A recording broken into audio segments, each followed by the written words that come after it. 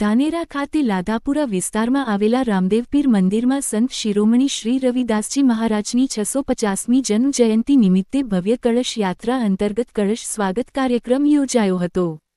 આ પ્રસંગે જિલ્લા ભાજપ અનુસૂચિત જાતિ મોરચાના મહામંત્રી અશ્વિનભાઈ સક્સેનાએ જણાવ્યું હતું કે સંત રવિદાસજી મહારાજની જન્મભૂમિ કાશી શ્રી ગોવર્ધનપુરની પવિત્ર માટી કળશમાં લાવવામાં આવી છે। તે માટી ગામની માટી સાથે ભેળવીને એકતા, સમરસતા અને સામાજિક સમરસતાનો સંદેશ વધુ મજબૂત બનાવવામાં આવશે।